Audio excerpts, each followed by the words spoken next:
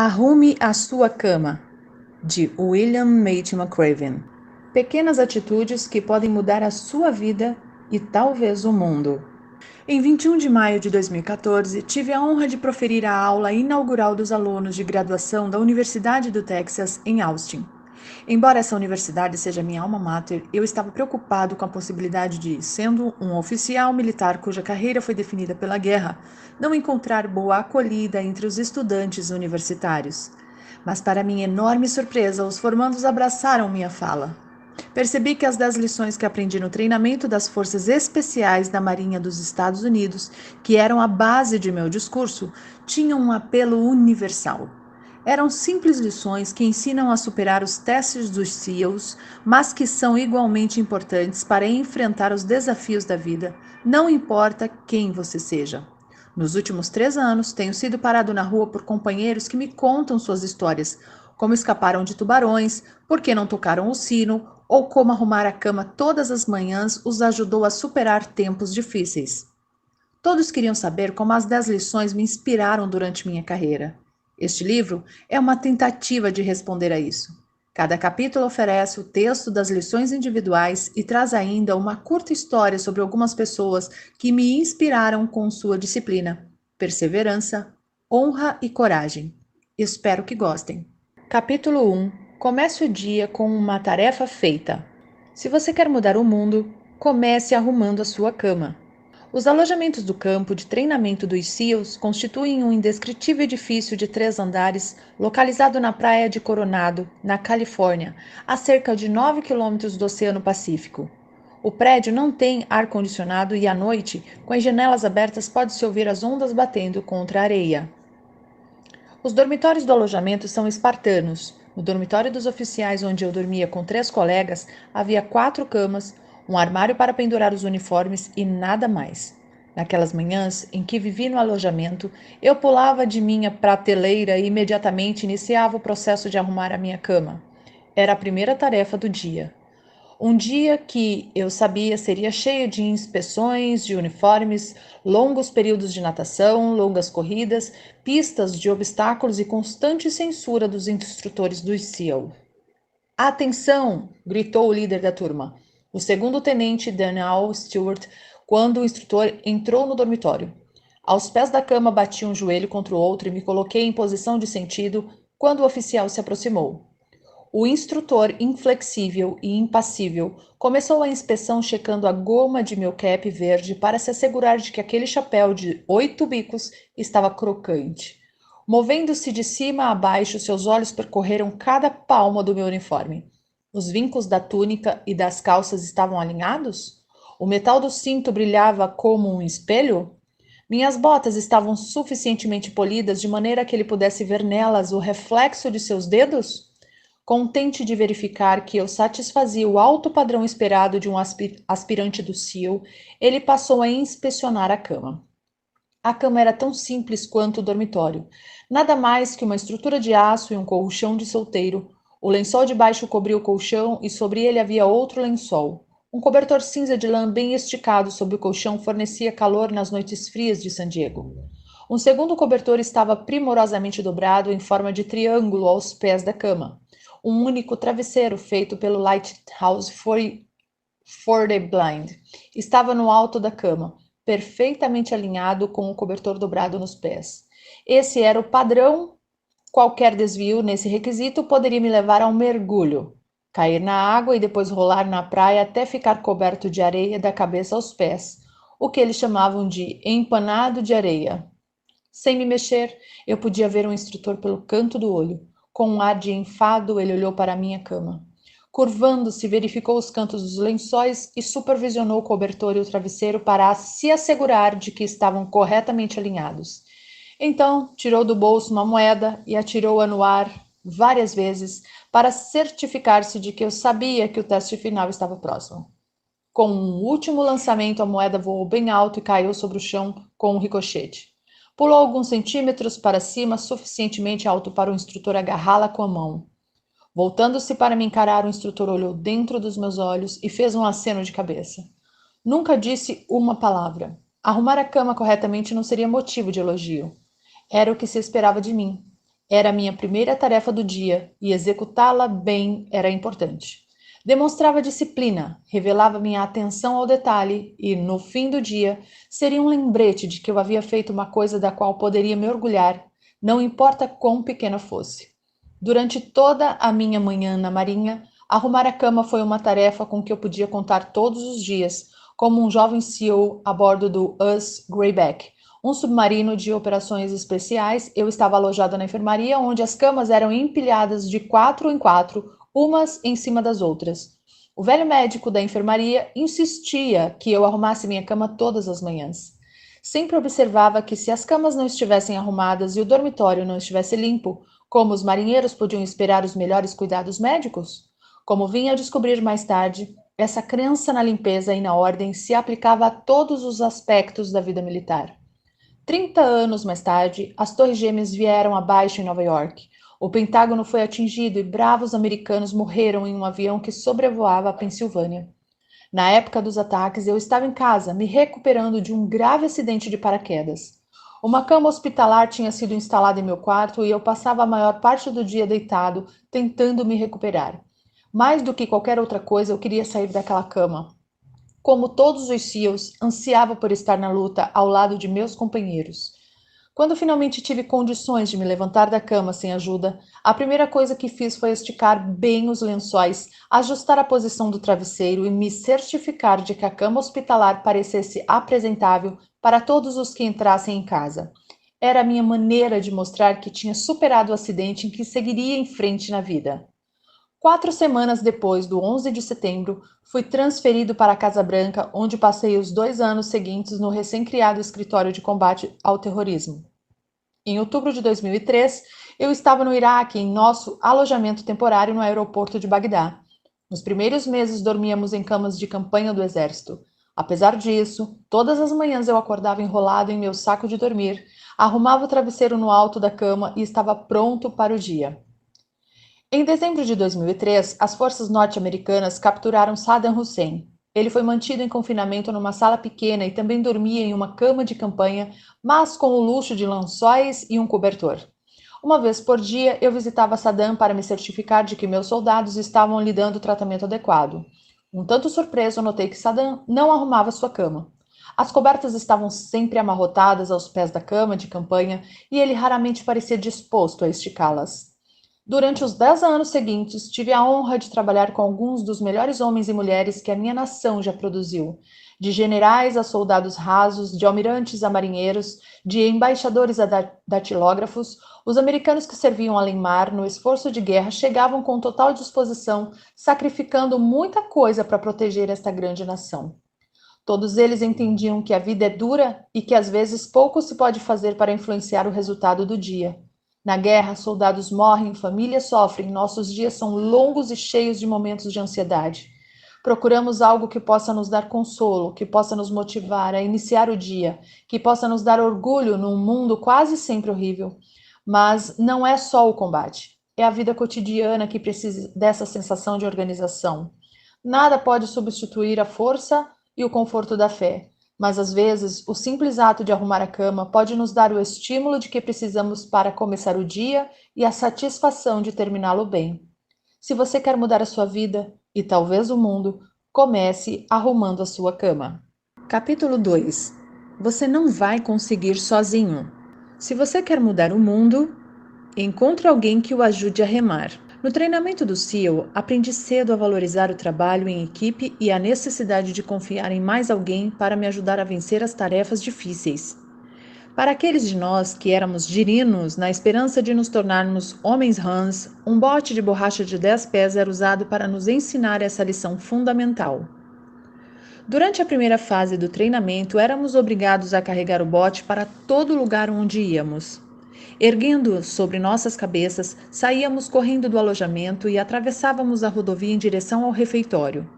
Corríamos para cima e para baixo nas dunas de Coronado, curvados sob seu peso.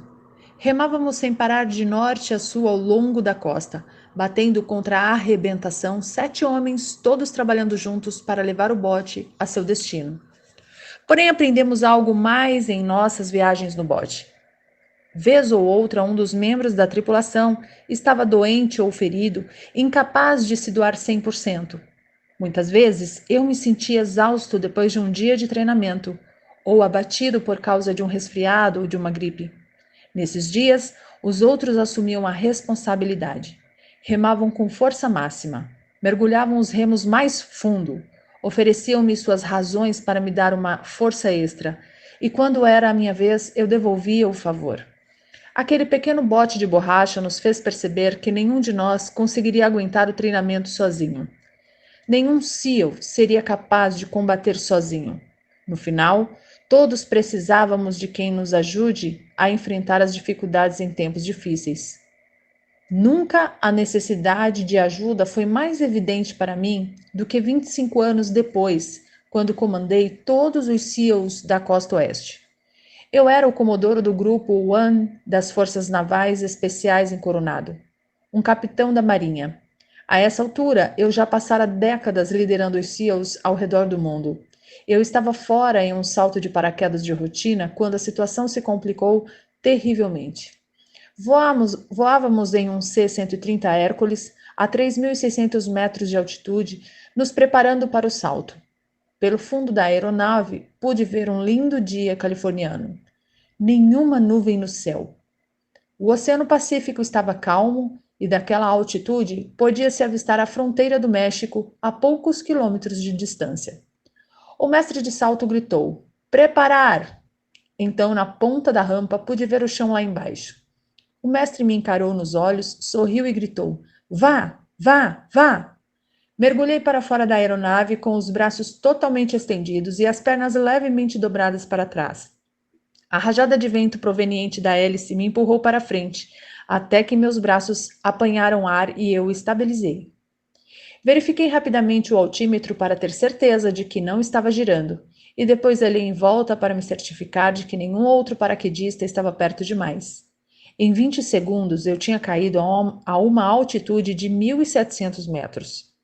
De repente, olhei para baixo e vi que um companheiro tinha deslizado por baixo de mim e interceptava meu caminho em direção ao solo. Ele puxou a corda do paraquedas e pude notar o paraquedas piloto liberando o velame principal da mochila. Imediatamente apertei os braços dos lados do corpo, forçando a cabeça para baixo na tentativa de escapar do velame que eclodia. Tarde demais. O velame explodiu diante de mim como um airbag, me atingindo a 190 km por hora. Meu corpo ricocheteou e rodopiou fora de controle. Quase não senti o impacto. Por alguns segundos, rodopiei freneticamente, tentando recuperar a estabilidade. Como não conseguia ver o altímetro, não sabia a quanto eu havia caído. Instintivamente, alcancei o cordão do paraquedas e o puxei. O paraquedas piloto se soltou do pequeno bolso nas costas da mochila, mas se enrolou em minha perna enquanto eu continuava caindo em direção ao solo.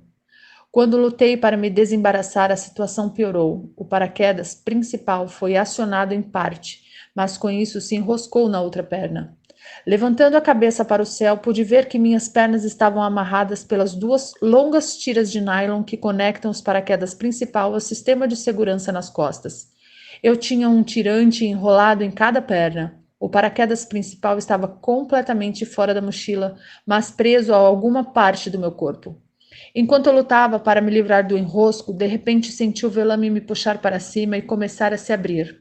Quando olhei para minhas pernas, soube o que viria em seguida. Em segundos, o velame se encheu de ar. As duas tiras, cada uma enrolada em uma perna, se romperam violentamente, levando minhas pernas com elas. Senti minha pelve se rasgar ao meio. Os milhares de pequenos músculos que ligam a pelvis ao resto do corpo se romperam nas articulações. Minha boca se abriu e deixou escapar um grito que poderia ser ouvido no México. Uma dor abrasadora percorreu meu corpo, enviando ondas pulsantes de pelvis à cabeça. Violentas convulsões musculares me atingiram no tronco, disparando mais dor para os braços e as pernas. Então, como em uma experiência de quase morte, tive consciência do meu grito e tentei me controlar, mas a dor era forte demais. Ainda de cabeça para baixo e caindo muito rápido, tentei endireitar o corpo, que aliviou um pouco a pressão sobre a pelvis e as costas. Estava agora a 500 metros. Tinha caído mais de 1.200 metros antes que os paraquedas se abrissem.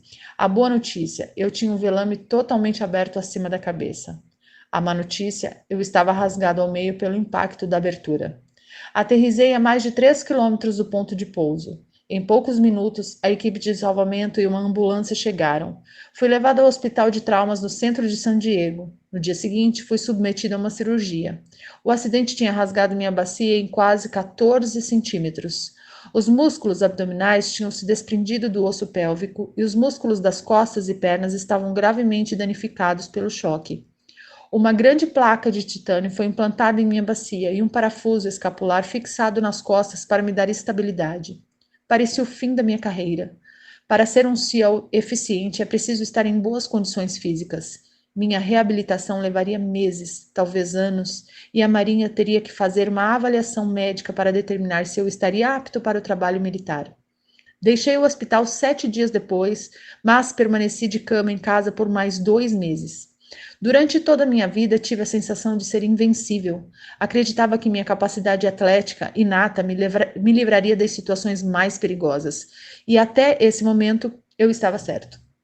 Muitas vezes durante a minha carreira enfrentei incidentes que puseram minha vida em risco, colisões aéreas em outros saltos, descida descontrolada em um mini submarino, pouso de centenas de pés quase fora de uma plataforma de petróleo, prisão sob um barco afundando, explosão prematura de uma demolição e incontáveis outros acidentes em que um átimo de segundo decide o destino entre viver e morrer. Todas as vezes tinha conseguido tomar a decisão correta e todas as vezes estava fisicamente preparado para vencer o desafio. Não dessa vez. Agora deitado em uma cama, tudo o que eu sentia era autopiedade. Mas isso não duraria muito tempo. Minha mulher, Georgian, cumpria o papel de enfermeira. Limpava meus ferimentos, dava-me as injeções necessárias diariamente e trocava meu papagaio. Porém, o mais importante me lembrava de quem eu era. Nunca havia desistido de nada em minha vida e ela me garantia que não o faria agora. Ela não me permitia sentir pena de mim mesmo. Era o tipo de amor durão de que eu precisava, e à medida que os dias passavam, eu melhorava. Meus amigos me visitavam, ligavam constantemente, me ajudavam no que fosse necessário. Meu chefe, o almirante Eric Wonson, encontrou uma maneira de conseguir que a Marinha conduzisse uma avaliação médica que me permitisse continuar servindo como SEAL. Esse apoio praticamente salvou minha carreira. Durante o período em que servi as equipes do SEAL, tive muitos contratempos e a cada vez alguém se apresentava para me ajudar. Alguém que acreditava em minha capacidade, alguém que arriscava sua reputação para promover minha carreira. Nunca esqueci essas pessoas e sei que tudo o que conquistei na vida foi com a ajuda de outros. Ninguém está livre de momentos trágicos na vida. Como o bote de borracha que usávamos no treinamento básico do SEAL, só uma boa equipe pode nos ajudar a cumprir o nosso destino. Ninguém consegue remar sozinho. Encontre alguém para compartilhar sua vida. Faça tantos amigos quanto possível e nunca esqueça que seu sucesso depende de outros. Capítulo 3. Tudo o que importa é o tamanho do coração. Se você quer mudar o mundo, avalie as pessoas pelo tamanho do coração. Corri para a praia com as nadadeiras pretas de borracha sob o braço direito e a máscara na mão esquerda. Chegando à posição de descansar, enterrei as nadadeiras na areia macia, apoiando uma contra a outra para formar uma tenda. À direita e à esquerda estavam os outros alunos, vestindo camisetas verdes, calções de banho caqui, sapatos de neoprene e um pequeno colete salva-vidas. Nos preparávamos para os nossos 3 quilômetros de natação matinal.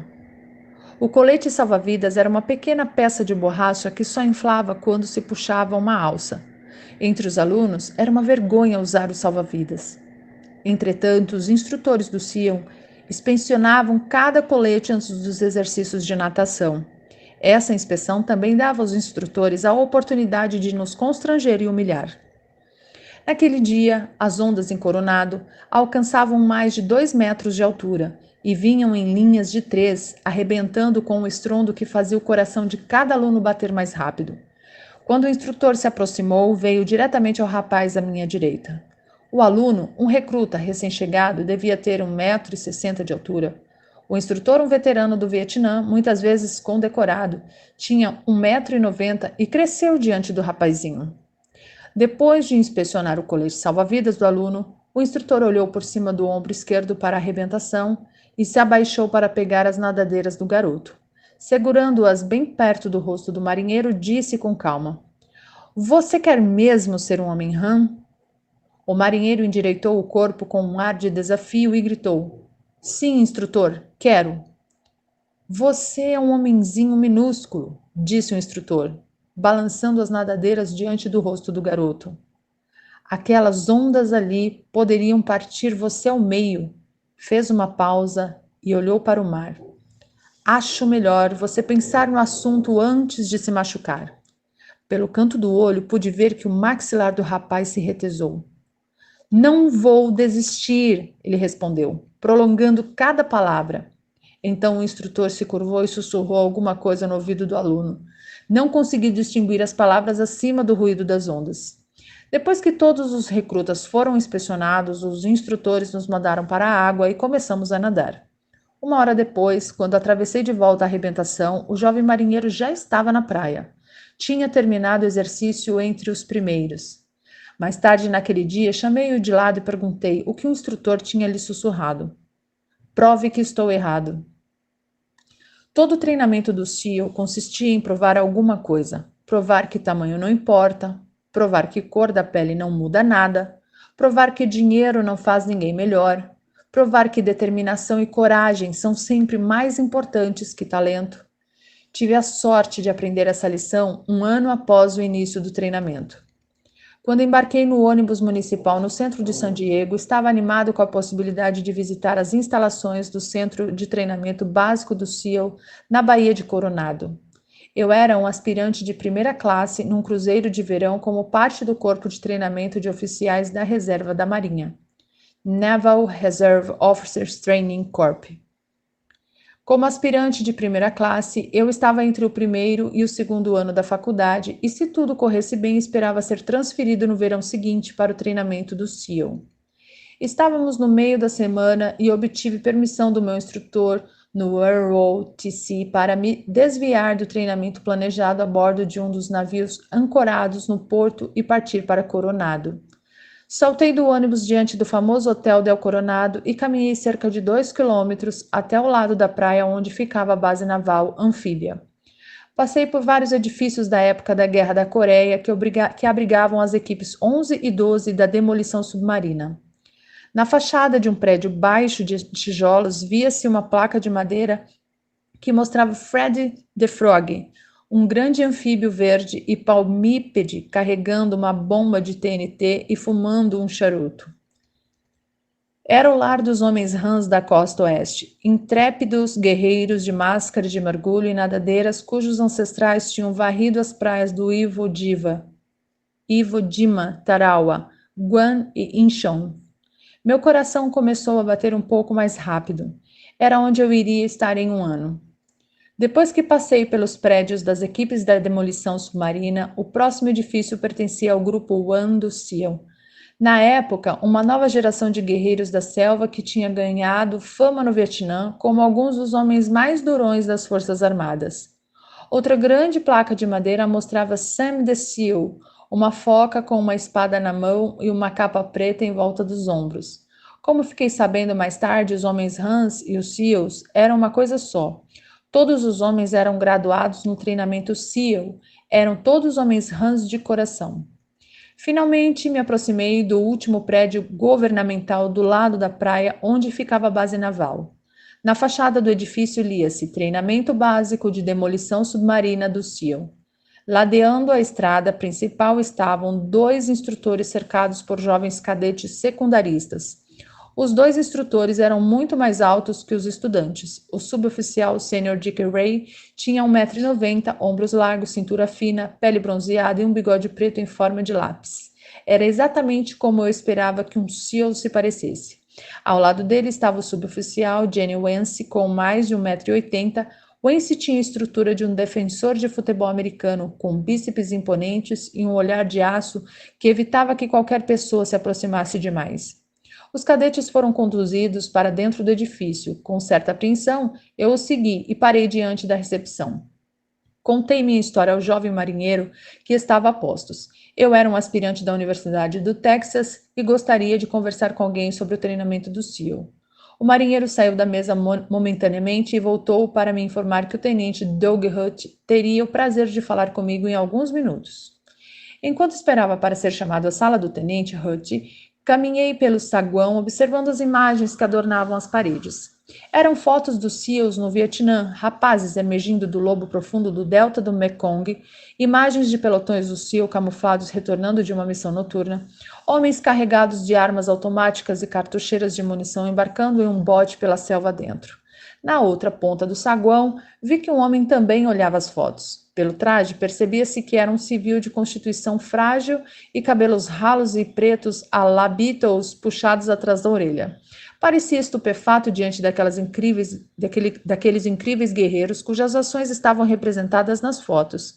Eu me perguntei se ele pensava ter o esforço necessário para ser um SEAL da Marinha. Olhando aquelas fotos, será que ele realmente se imaginava capaz de suportar o treinamento? Será que pensava que com sua constituição física poderia carregar uma mochila pesada e milhares de cartuchos de munição? Não teria visto os dois instrutores diante da porta?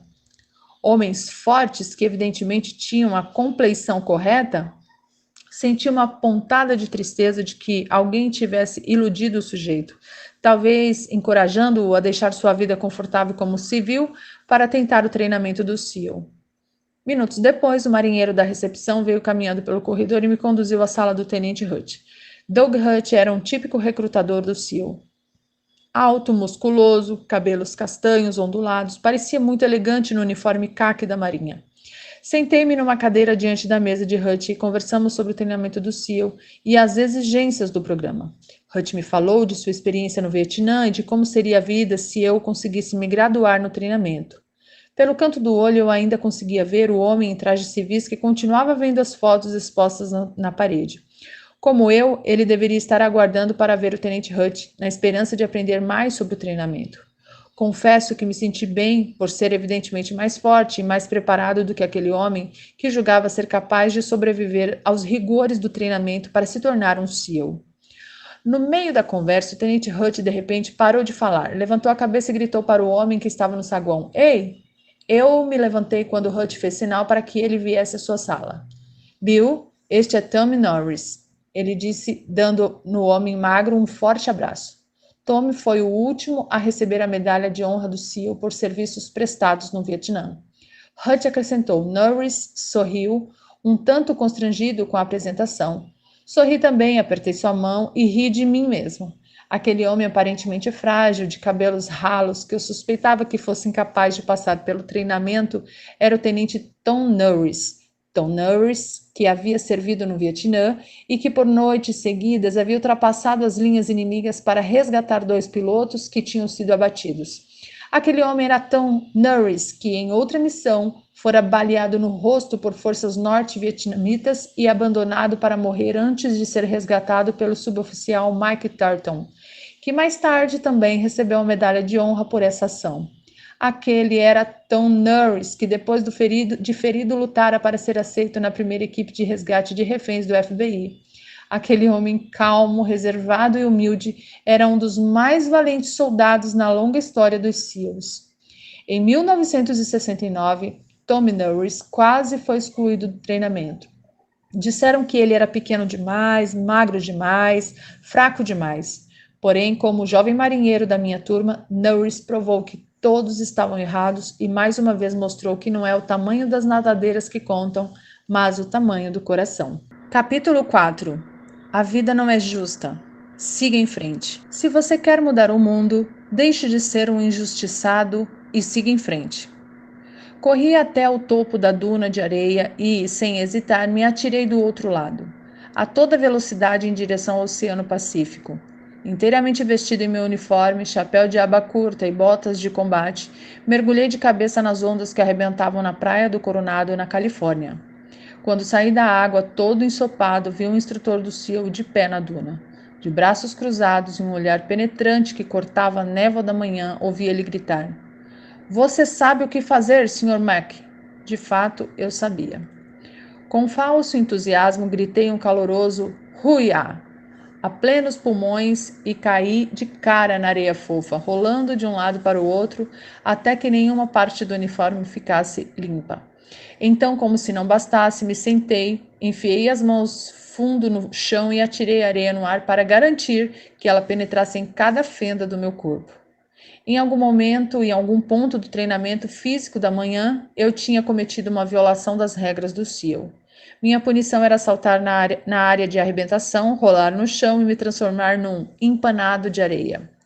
Em todo o treinamento do SEAL, não tinha nada mais desconfortável do que isso.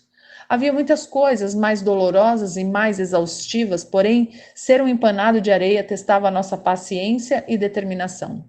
Não só porque você passava o resto do dia com areia escorrendo pelo pescoço, debaixo dos braços e entre as pernas, mas porque tornar-se um empanado de areia era um castigo totalmente sem critério. Não tinha lógica. Você se tornava um empanado de areia por simples capricho do instrutor. Para muitos recrutas, era difícil aceitar isso. Aqueles que se esforçavam para ser os melhores esperavam ser recompensados por seu desempenho fora de série. Às vezes até eram, e então, de novo, não eram mais. Às vezes, tudo que recebiam por seu esforço era água e areia. Sentindo que já estava suficientemente coberto de areia, corri até o instrutor e gritei: "Ruia!" novamente e me coloquei em posição de sentido. Olhando-me de cima a baixo para ver se eu cumpria seu padrão de excelência em matéria de empanado de areia, estava o tenente Philip L. Martin, chamado pelos amigos de Mock. Eu, porém, não possuía essa intimidade. Mock Martin era o homem rã por excelência. Nascido e criado no Havaí, era tudo o que eu queria ser como oficial do SEAL. Veterano do Vietnã, dominava toda e qualquer arma do arsenal do SEAL. Era um dos melhores mergulhadores e, como havaiano nato, tinha uma habilidade na água que poucos, se é que haveria algum, seriam capazes de igualar. Sr. Mac, você tem alguma ideia de por que é um empanado de areia esta manhã? Disse Martin de maneira calma, mas inquisitiva. Não, instrutor Martin, respondi respeitosamente. Porque a vida não é justa, Sr. Mac. E quanto mais cedo o senhor aprender isso, melhor o senhor será. Um ano depois, o tenente Martin e eu já tínhamos intimidade. Eu completara o treinamento do SEAL e ele fora designado para o centro de treinamento da equipe 11 de demolição submarina em Coronado. Quanto mais eu conhecia Mock, maior era meu respeito por ele. Além de ser um excelente operador do SEAL, ele também era um atleta fenomenal. No início dos anos 1980, estava na linha de frente dos maníacos por triatlon. Tinha um lindo estilo livre de natação em mar aberto. Suas coxas e panturrilhas eram fortes e o conduziam sem esforço por grandes distâncias, mas sua maior vantagem era no ciclismo. Ele e a bicicleta pareciam ter sido feitos um para o outro. Todas as manhãs ele montava em sua bike e pedalava 50 quilômetros pelas praias. Uma ciclovia plana corria paralela ao Oceano Pacífico e ligava a cidade de Coronado à cidade de Imperial Beach. Com o mar de um lado e a baía do outro, esse era um dos mais belos trechos de praia da Califórnia. Numa manhã de sábado, bem cedo, Mock saiu para pedalar. De cabeça baixa, pedalando rápido, ele não viu uma bicicleta que vinha na direção contrária. Mais ou menos a 40 km por hora, as duas bicicletas colidiram com forte impacto, derrubando os dois homens de cara no asfalto. O primeiro ciclista conseguiu se recuperar, limpou-se do pó da estrada e com esforço se pôs de pé. Estava machucado, mas bem. Mock continuou deitado de cara no chão, incapaz de se mexer. Em poucos minutos, os paramédicos chegaram, imobilizaram Mock e o levaram para o hospital. A princípio havia esperança de que a paralisia fosse temporária, mas com o passar dos dias, meses e anos, Mock não conseguiu recuperar o movimento de suas pernas. O acidente o deixara paralítico da cintura para baixo, com o movimento dos braços limitado. Pelos 35 anos seguintes, Mock viveu numa cadeira de rodas. Durante todos esses anos, nunca ouvi dele uma queixa sobre seu infortúnio. Nem nunca o ouvi perguntar por que eu. Nunca ele demonstrou autopiedade. Na verdade, depois do acidente, Mock se tornou um talentoso pintor. Criou uma linda filha, fundou e supervisiona o Super Frog Triathlon, evento realizado todos os anos em Coronado. É fácil atribuir sua sorte na vida a alguma força externa. Deixar de tentar por acreditar que o destino está contra você. É fácil pensar também que o lugar onde você foi criado, que a maneira como seus pais o trataram ou que a escola que você frequentou determinam seu futuro. Nada poderia estar mais longe da verdade. A vida das pessoas comuns, assim como os dos grandes homens e mulheres, é determinada pela maneira como elas lidam com a injustiça na vida. Helen Keller, Nelson Mandela, Stephen Hawking, Malala Yousafzai e Mock Martin. Às vezes não importa o quanto você tente, não importa que esteja entre os melhores, ainda assim você terminará como um empanado de areia. Não se queixe, não culpe nada ou ninguém por seus problemas. Levante a cabeça, olhe para o futuro e siga em frente. Capítulo 5. O fracasso pode tornar você mais forte. Se você quer mudar o mundo, não tenha medo do circo. O mar de Coronado estava agitado. As ondas espumantes nos açoitavam o rosto enquanto nadávamos no estilo side-stroke, voltando para a praia. Como sempre, meu companheiro e eu lutávamos para acompanhar o resto da classe. No bote salva-vidas, os instrutores gritavam para nós, pedindo para mantermos o ritmo, porém, parecia que quanto mais forte nadávamos, mais ficávamos para trás. Meu companheiro naquele dia era Mark Thomas. Como eu, Mark foi comissionado através do ROTC. Ele era formado no Instituto Militar da Virgínia e um dos melhores nadadores de longa distância da classe. No treinamento do SEAL, seu companheiro de natação era o colega em quem você confiava e que o apoiaria em todas as circunstâncias. Era ele que você ficava amarrado nos mergulhos, ele era seu parceiro nos longos exercícios de natação. Ele o ajudava a estudar, mantinha-o motivado e se tornava seu maior aliado durante todo o treinamento. E como companheiros, se um de vocês fracassasse, ambos sofreriam as consequências. Era a maneira de os instrutores reforçarem a importância do trabalho em equipe. Quando completamos o nado e chegamos à praia, um instrutor do SEAL nos aguardava. Baixar, gritou o instrutor. Era a ordem para descer para a posição de flexões. Costas retas, braços totalmente esticados, cabeça elevada. Vocês dois se consideram oficiais? Não havia por que responder. Ambos sabíamos que ele ia continuar. Oficiais do SEAL, dão um exemplo. Não chegam em último lugar nos exercícios de natação. Não criam constrangimento para a classe. O instrutor caminhou à nossa volta, chutando areia na nossa cara. Não acredito que os senhores vão conseguir. Não acho que tenho o que é preciso para ser um oficial do SEAL. Puxando um caderninho preto do bolso traseiro, ele olhou para nós com repulsa e anotou alguma coisa. Vocês dois vão para a lista do circo. E balançou a cabeça. Terão sorte se conseguirem sobreviver mais uma semana. O circo era a última coisa que Mark e eu queríamos. O circo acontecia todas as tardes no final do treinamento. Eram mais 2 horas de exercícios de ginástica, combinados com hostilidades contínuas dos veteranos do SEAL, para os quais somente os fortes deveriam sobreviver ao treinamento. Se alguém falhasse em cumprir as tarefas do dia, ginástica, corrida de obstáculos, corrida contra o relógio ou natação, tinha um nome na lista. Aos olhos dos instrutores, era um fracasso. O que fazia o circo tão temido pelos alunos não era apenas o sofrimento adicional, mas o fato de saber que no dia seguinte estaríamos exaustos dos exercícios extras e por estarmos tão cansados, não conseguiríamos atingir o padrão exigido. Assim, outro circo se seguiria, e depois outro e mais outro. Era uma espiral mortal, um ciclo de fracassos que fazia muitos alunos abandonarem o treinamento. Quando os demais alunos completaram as tarefas do dia, Mark e eu, ao lado de vários outros, nos reunimos no asfalto abrasivo para iniciar outra longa sessão de ginástica. Naquele dia, como havíamos sido os últimos na natação, os instrutores tinham adaptado o circo para nós. Abdominais, muitos e muitos abdominais, combinados com movimentos de tesoura com as pernas, exercícios concebidos para fortalecer o abdômen e as coxas, de modo a nos dar força para vencer os intermináveis exercícios de natação em mar aberto, e planejados também para arrebentar com qualquer um. O aluno se deitava de costas com as pernas bem estendidas e as mãos atrás da cabeça. Acompanhando a contagem do instrutor, ele movia as pernas para cima e para baixo no movimento de chute. Em nenhum momento era permitido dobrar os joelhos. Dobrar os joelhos era visto como fraqueza inadmissível em homens rãs. O circo era um castigo. Centenas de abdominais, flexões, elevações na barra e série de 8 movimentos. Quando o sol já se punha, Mark e eu mal podíamos nos mexer.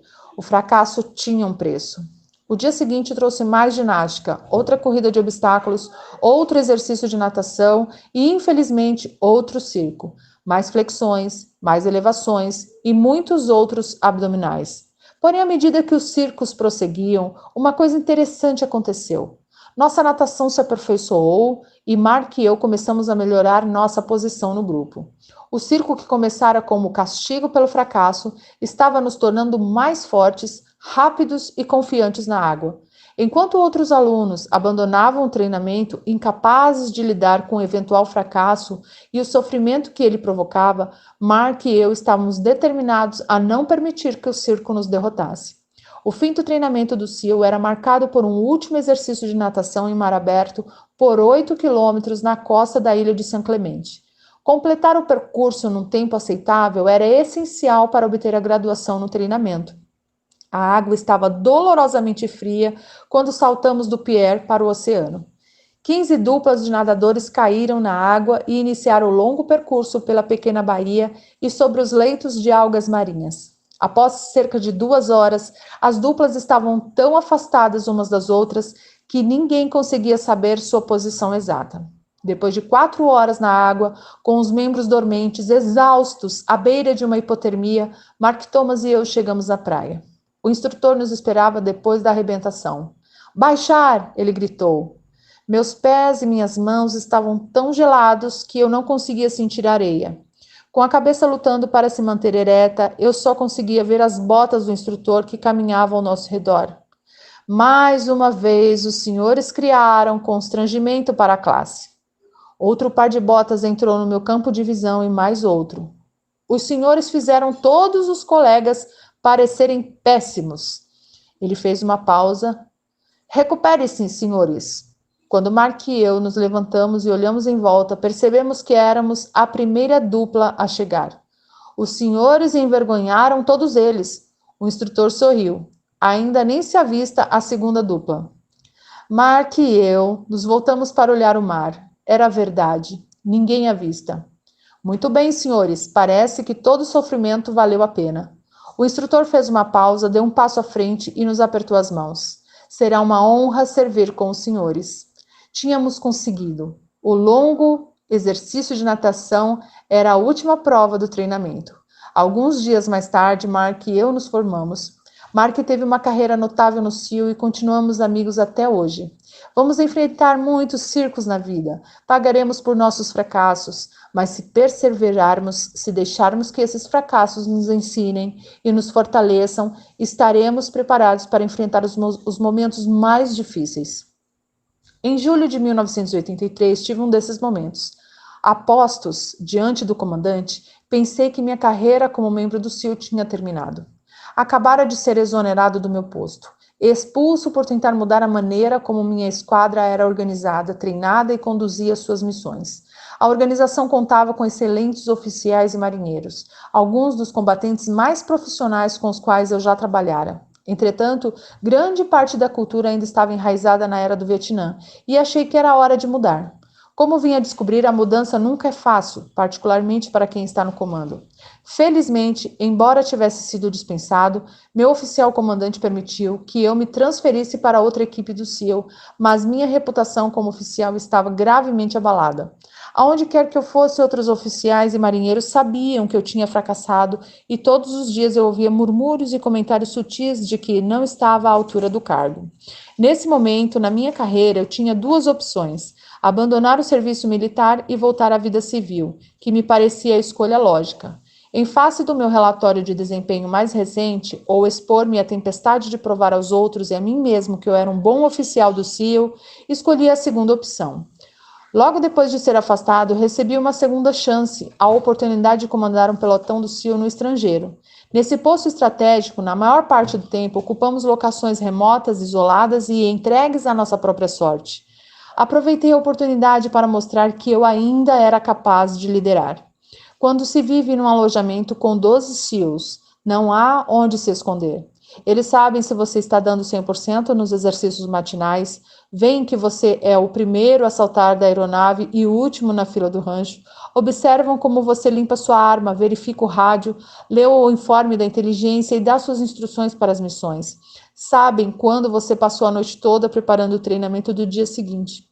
À medida que os meses passavam naquele posto estratégico, usei meu fracasso anterior como motivação para trabalhar mais, ser mais rápido e ter melhor desempenho do que qualquer um do pelotão. Às vezes não consegui ser o melhor, mas nunca deixei de dar o meu melhor. Com o tempo, recuperei o respeito de meus homens. Anos depois, fui escolhido para comandar a minha própria equipe do SEAL. Mais tarde, cheguei a comandar todos os SEALs da Costa Oeste. Em 2003, combati no Iraque e no Afeganistão. Agora que eu era um contra-almirante numa zona de guerra, toda decisão minha tinha consequências. Ao longo dos anos seguintes, falhei várias vezes, mas a cada fracasso, a cada erro, houve centenas de sucessos, resgates de reféns, ataques frustrados de homem-bomba, piratas capturados, terroristas mortos e incontáveis vidas salvas. Percebi que os fracassos passados haviam me fortalecido e me ensinado que ninguém está livre de erros. Verdadeiros líderes precisam aprender com seus fracassos, usar as lições como motivação e não ter medo de tentar novamente ou de tomar a próxima decisão difícil. Não se pode evitar o circo. Em algum momento, todos nós entramos na lista. Não tenha medo do circo. Capítulo 6. Você precisa ousar mais. Se você quer mudar o mundo, atire seu obstáculo de cabeça. De pé na ponta da torre de 9 metros, agarrei a espessa corda de nylon. Uma extremidade da corda estava presa na torre e a outra ponta amarrada a um poste de 30 metros de distância. Eu estava na metade da pista de obstáculos. Com as pernas agarradas à corda e fazendo o máximo esforço para me manter equilibrado, comecei a vencer a distância que me separava do poste. Com o corpo pendurado e me movimentando como uma lagarta, eu me movia passo a passo em direção à outra extremidade. Quando cheguei ao fim, soltei a corda, pulei na areia fofa e corri para o obstáculo seguinte. Os outros alunos da classe soltavam gritos de estímulo, mas eu só ouvi o instrutor contando os minutos. Com meu estilo gambá, que era muito lento, eu tinha perdido muito tempo naquele obstáculo chamado de deslizar pela vida. Não conseguia deslizar por cima da corda, com a cabeça à frente. Era um método muito mais rápido, contudo também mais arriscado. A estabilidade é menor quando você se arrasta por cima da corda em vez de se pendurar por baixo dela. E se eu caísse e me machucasse, seria eliminado. Cruzei a linha de chegada com um tempo decepcionante. Enquanto eu permanecia curvado, tentando recuperar o fôlego, um instrutor grisalho veterano do Vietnã, com botas muito polidas e um uniforme verde engomado, circulou sobre mim. "Quando o senhor vai aprender, Sr. Mac?" Ele me perguntou num tom de evidente desprezo. "Esta pista de obstáculos vai derrotá-lo sempre, a menos que comece a correr certos riscos." Uma semana depois, pus o medo de lado, agarrei a corda e me atirei de barriga com a cabeça à frente. Quando cruzei a linha de chegada com minha melhor marca, pude notar um gesto de aprovação do veterano do Vietnã. Foi uma lição simples de como vencer a ansiedade e confiar em minha própria capacidade de realizar a tarefa. Essa lição me seria muito útil nos anos vindouros. Iraque, 2004. A voz do outro lado do rádio estava calma, mas revelava uma urgência evidente. Os 3 reféns que procurávamos tinham sido localizados. Terroristas de Al-Qaeda os mantinham numa área de custódia de prisioneiros na periferia de Bagdá. Infelizmente, o serviço de inteligência informara que os terroristas estavam prestes a remover os homens. Por isso, tínhamos que agir rapidamente.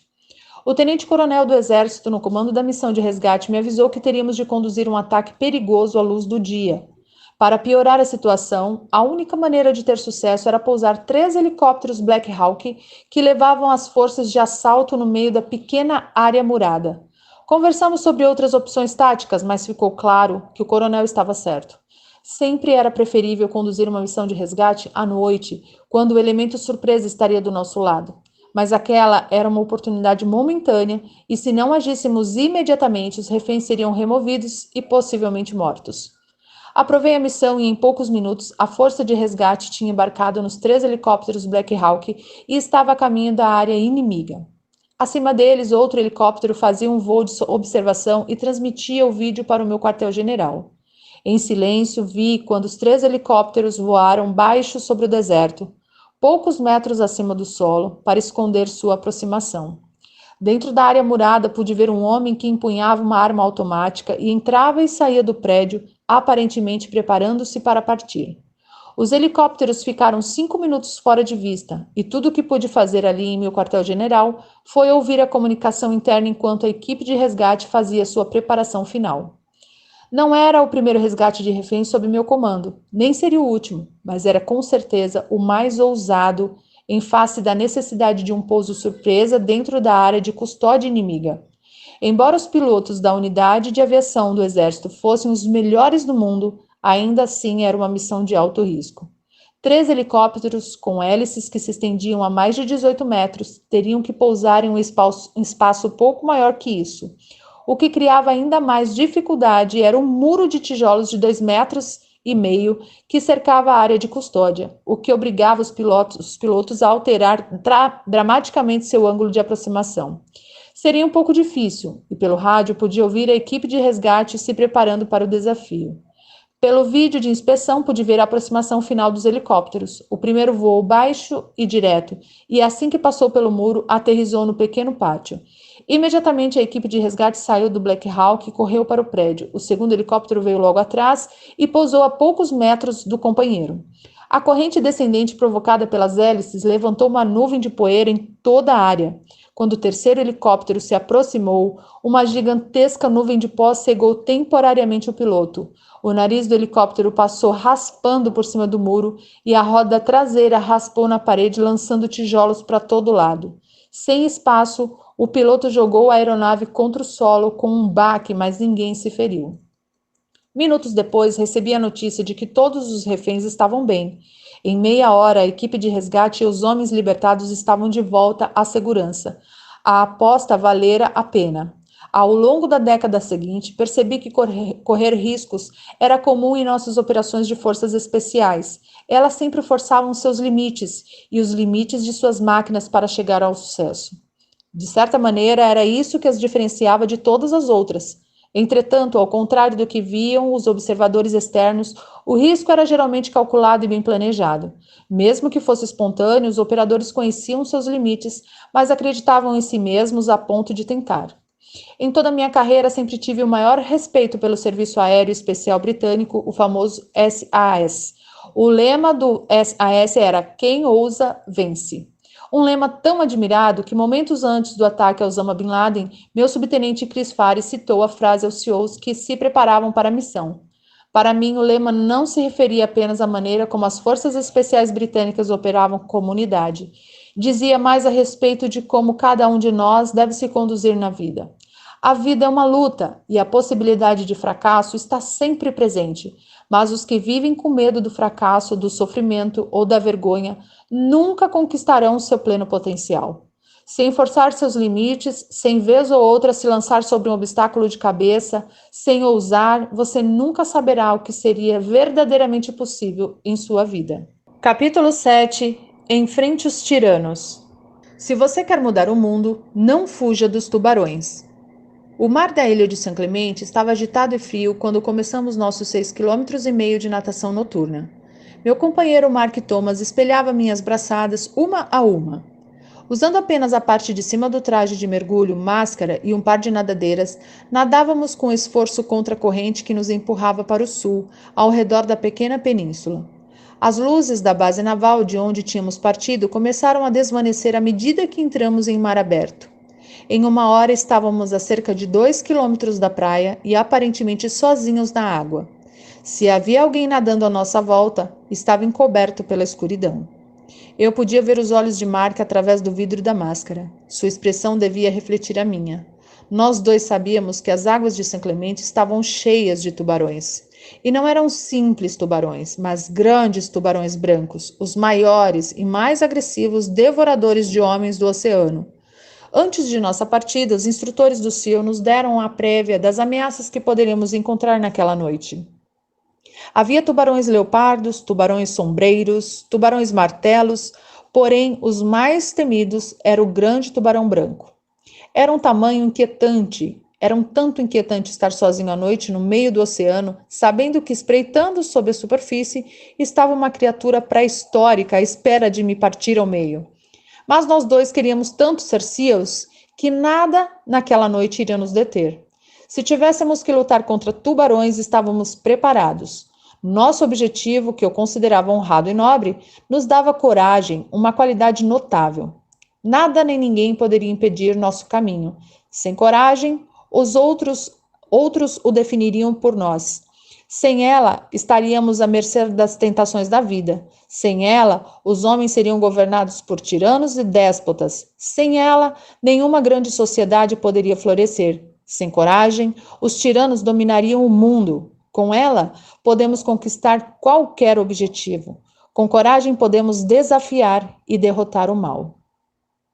Saddam Hussein, ex-presidente do Iraque, estava sentado na ponta de um catre do exército, vestindo apenas um macacão laranja, tendo sido capturado pelas forças norte-americanas 24 horas antes, era agora prisioneiro dos Estados Unidos. Quando abri a porta para os novos chefes do governo do Iraque, Saddam permaneceu sentado. Um sorriso sarcástico passou por seu rosto e não se via sinal de remorso ou submissão em sua atitude. Imediatamente, os 4 líderes iraquianos começaram a gritar com Saddam, mas a uma distância segura. Com um olhar de desprezo, Saddam lançou a eles um sorriso devastador e fez sinal para que se sentassem. Temendo ainda o antigo ditador, cada um deles pegou uma cadeira dobrável e se sentou. Os gritos e as acusações continuaram, mas lentamente foram diminuindo quando o ditador começou a falar. No governo de Saddam Hussein, o partido Baath fora responsável pela morte de milhares de xiitas e dezenas de milhares de curdos. Saddam havia assassinado pessoalmente alguns de seus próprios generais que ele julgou desleais. Embora eu estivesse convencido de que Saddam jamais voltaria a ser uma ameaça para outros homens presentes, os líderes iraquianos não tinham certeza disso. O medo em seus olhos era evidente. Aquele homem, o açougueiro de Bagdá, tinha aterrorizado cada uma nação durante décadas. Oculto à personalidade lhe garantira seguidores da pior espécie. Seus seguidores tinham brutalizado inocentes e obrigado milhares de pessoas a fugir do país. Ninguém no Iraque mostrara coragem de desafiar o tirano. Eu não tinha dúvida de que aqueles novos líderes ainda temiam que Saddam fosse capaz de fazer, mesmo atrás das grades. Se o propósito da reunião era mostrar a Saddam que ele não tinha mais poder, estava sendo um fracasso. Naqueles breves momentos, Saddam conseguira intimidar e assustar a nova liderança governamental. Parecia mais confiante do que nunca. Quando os líderes saíram, instruí meus guardas a isolar o ex-presidente numa pequena sala. Visitantes não seriam permitidos e os guardas receberam ordens de não falar com Saddam. Ao longo do mês seguinte, visitei aquela pequena sala todos os dias. E todos os dias, Saddam se levantou para me cumprimentar, e todos os dias, sempre sem falar, fiz sinal a ele para que voltasse a seu catre. A mensagem era clara, ele não era mais importante, não podia mais intimidar os que o cercavam, não podia mais incutir medo em seus subalternos. O palácio resplandecente não existia mais, tampouco as criadas, os servidores, os generais. Acabara-se o poder. A arrogância e a opressão que definiram seu governo tinham chegado ao fim. Jovens e corajosos soldados americanos enfrentaram sua tirania e agora ele não ameaçava mais ninguém. 30 dias depois, transferi Saddam Hussein para uma unidade militar adequada e 1 ano mais tarde os iraquianos o enforcaram por seus crimes contra a nação. Tiranos são sempre iguais, não importa onde estejam, no pátio da escola, no local de trabalho ou governando um país por meio do terror. Eles prosperam onde há medo e intimidação. Extraem sua força dos tímidos e fracos. São como tubarões que sentem o medo na água, circulam para ver se sua presa está lutando e investigam se sua vítima é fraca. Se você não encontra coragem para enfrentá-los, eles atacam. Na vida, para conquistar objetivos para completar a natação noturna, teremos que ser homens e mulheres de grande coragem. Essa coragem está dentro de todos nós. Cave bem fundo e você vai encontrá-la em abundância. Capítulo 8. Mostre-se à altura da ocasião. Se você quer mudar o mundo, dê o seu melhor nos momentos mais sombrios. Parado na pequena restinga arenosa, eu olhava do outro lado da baía a fila de navios de guerra ancorados diante da base naval de San Diego. Entre os navios e o nosso ponto de partida, na baía da cidade, estava ancorado um pequeno navio que naquela noite seria o nosso alvo. Nossa turma tinha passado os últimos meses aprendendo a usar o equipamento básico de mergulho e também o mais avançado com um tanque de oxigênio de circuito fechado Emerson, que não lançava borbulhas. Aquela noite seria o auge da fase de mergulho, a parte tecnicamente mais difícil do treinamento básico do SEAL. Nosso objetivo era nadar 2 quilômetros abaixo da superfície, cruzando a baía do ponto de partida até onde o navio estava ancorado. Sob seu casco, devíamos instalar uma mina magnética de treinamento na quilha e então, sem ser percebidos, voltar à praia. O equipamento Emerson era morbidamente chamado de aparelho mortal. Sabia-se que vez ou outra ele não funcionava bem e, segundo o folclore do SEAL, recrutas tinham morrido ao longo dos anos usando o Emerson. Naquela noite, a visibilidade na Baía de San Diego estava tão ruim que não conseguíamos ver um palmo diante do nariz. Tudo o que tínhamos era uma lanterna química verde para iluminar nossa bússola. Para piorar as coisas, a neve estava cada vez mais densa. A neblina pairava sobre a baía, nos impedindo de traçar o rumo até nosso alvo. Se o perdêssemos, nos veríamos no canal de atracação. Nunca um bom lugar para estar quando um destroyer da marinha se aproximava do porto. Os instrutores andavam de um lado para o outro diante das 25 duplas de mergulhadores que se preparavam para o exercício noturno. Pareciam tão nervosos quanto nós. Sabiam que aquele treinamento tinha alto potencial de provocar ferimentos ou até mesmo a morte. O suboficial no comando reuniu todos os mergulhadores num círculo. Senhores, ele disse, esta noite descobriremos quais dos senhores marinheiros realmente querem se tornar homens rãs. Ele fez uma pausa de efeito. Está frio e escuro lá fora, e estará mais escuro ainda sob o navio. Tão escuro que os senhores podem ficar desorientados. Tão escuro que se algum dos senhores se afastar do seu companheiro, ele não conseguirá encontrá-lo. A neblina agora se fechava à nossa volta, envolvendo até a pequena restinga onde estávamos. Esta noite, os senhores terão que dar o melhor de si. Terão que superar seus medos, suas dúvidas e seu cansaço. Não importa a escuridão, os senhores devem completar a missão. Isso é o que os separa de qualquer outra pessoa. De algum modo, essas palavras permaneceram comigo pelos 30 anos seguintes. Olhando a neblina baixar sobre o campo de aviação na base aérea de Bagram, no Afeganistão, outro momento sombrio se desenrolou diante de mim. Uma aeronave C-17 estava estacionada na pista com a rampa de embarque abaixada, aguardando para receber os restos mortais de um herói. Era uma cerimônia de repatriação, um dos mais solenes e indiscutivelmente inspiradores atos das guerras do Iraque e do Afeganistão. Eram os Estados Unidos em sua melhor expressão. Cada homem, cada mulher, independentemente de seu passado, independentemente do heroísmo de seus momentos finais, era tratado com honra e respeito extraordinários. Era a maneira de nossa nação reconhecer seu sacrifício. Era a nossa última saudação, nosso agradecimento final e nossa prece antes de enviar nosso herói para casa.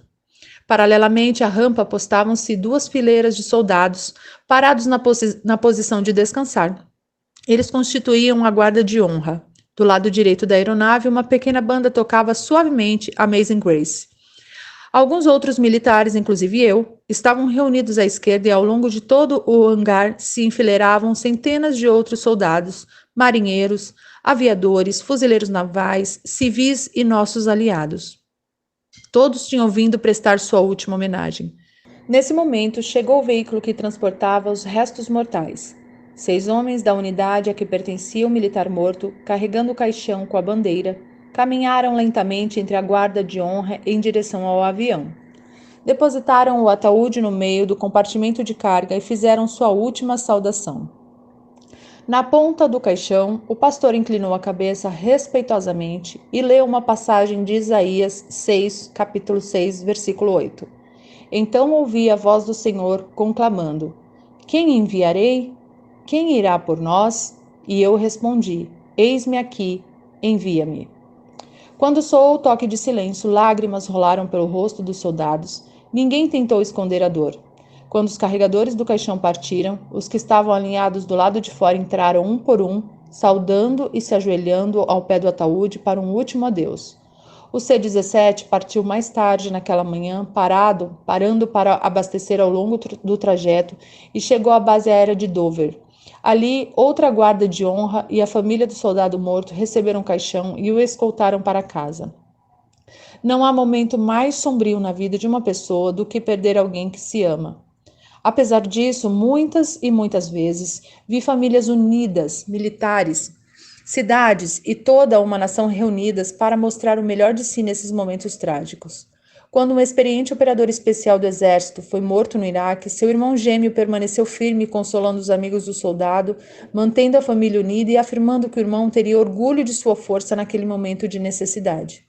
Quando um Ranger foi enviado de volta à sua base em Savannah, na Geórgia, toda a unidade vestida em seu melhor uniforme marchou da igreja até o bar favorito do morto, na River Street. Toda a cidade de Savannah foi se juntando à unidade ao longo do trajeto. Bombeiros, policiais, veteranos de guerra, civis de todas as classes estavam lá para homenagear o jovem soldado que morrera heroicamente no Afeganistão.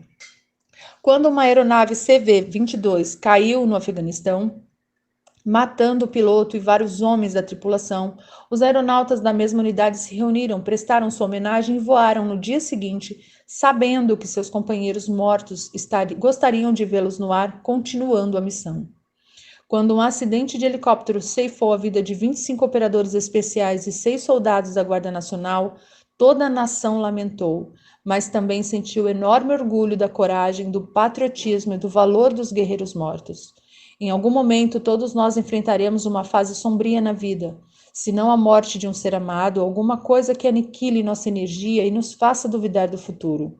Nesse momento sombrio, mergulhe fundo dentro de si mesmo e dê o seu melhor. Capítulo 9. Dê esperança às pessoas. Se você quer mudar o mundo, comece a cantar quando estiver enfiado na lama até o pescoço. O vento noturno que vinha do oceano soprava a 30 km por hora. Não havia lua e uma camada de nuvens baixas obscurecia as estrelas. Eu estava com lama até a altura do peito, coberto de sujeira da cabeça aos pés. Com a visão embaçada pelo barro endurecido, só conseguia enxergar a fila de companheiros alinhados no poço do meu lado. Era a quarta-feira da semana infernal e minha classe tinha sido engolida pelos execráveis pântanos de Tijuana. A semana infernal era o acontecimento mais importante da primeira fase do treinamento SEAL. Eram 6 dias sem dormir e sob implacável hostilidade dos instrutores. Eram longas corridas, exercícios de natação em mar aberto, pista de obstáculos, subidas em cordas, infindáveis sessões de ginásticas e constantes remadas no pequeno bote inflável. O objetivo da semana infernal era eliminar os fracos, aqueles que não eram suficientemente competitivos e resistentes para merecer um lugar entre os SEALs. Estatisticamente, mais alunos abandonavam o treinamento durante a semana infernal do que em qualquer outra fase, e o pântano era a parte mais difícil da semana. Localizado entre o sul de San Diego e o México, o pântano era uma região baixa onde a drenagem do San Diego criava uma grande faixa de terreno pantanoso e profundo que tinha consistência de barro úmido.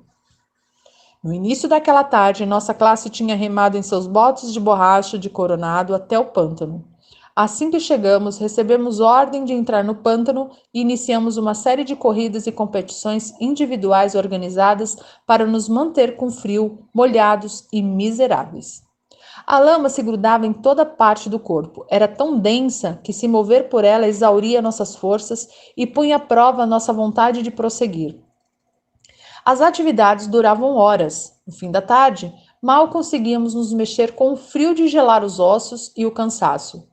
Quando o sol se punha, a temperatura declinava, a velocidade do vento aumentava e tudo parecia ainda mais difícil. A moral caía rapidamente, ainda estávamos na quarta-feira e sabíamos que mais 3 dias de dor e exaustão nos aguardavam.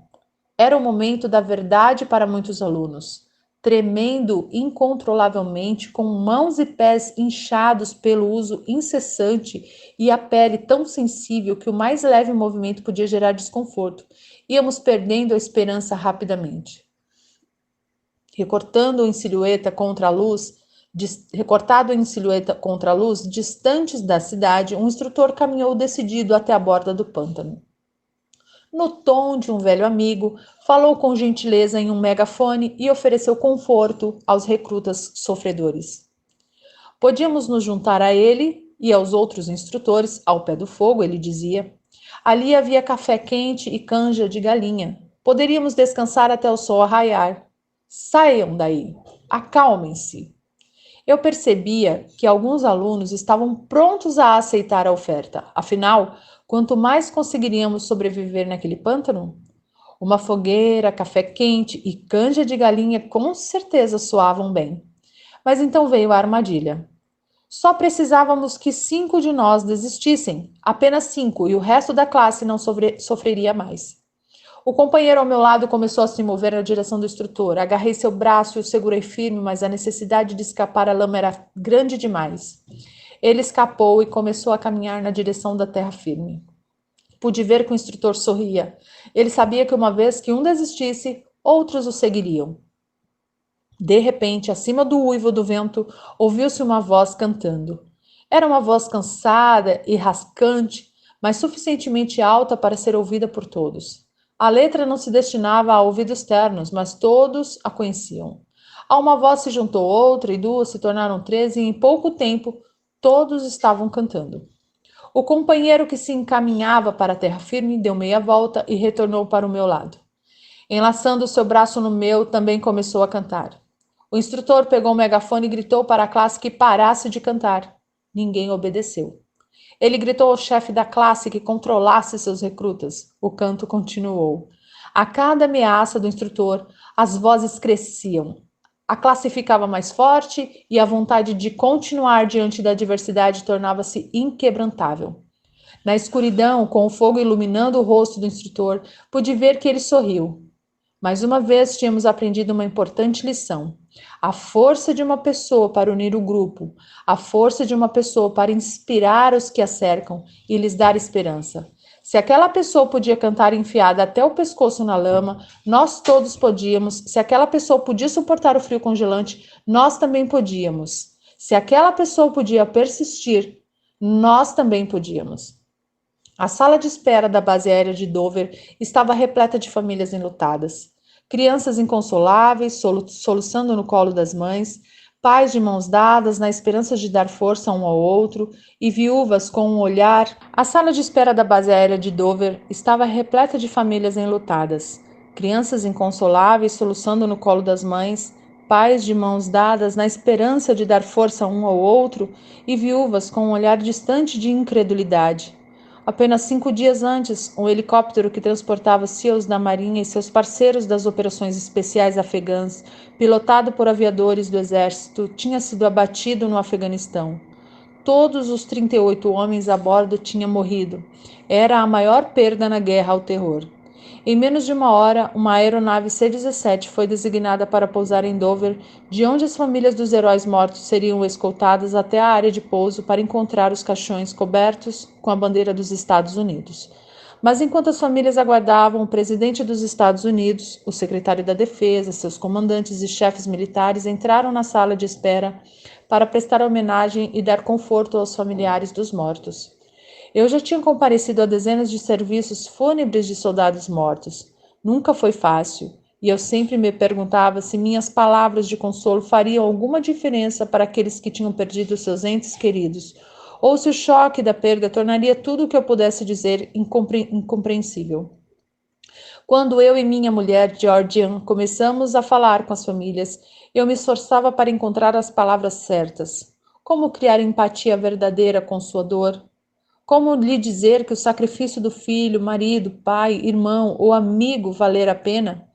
Fiz o que pude para confortar cada um, abracei-os, rezei com eles, tentei me manter forte por eles, mas sabia que minhas palavras não eram capazes de aliviar a dor.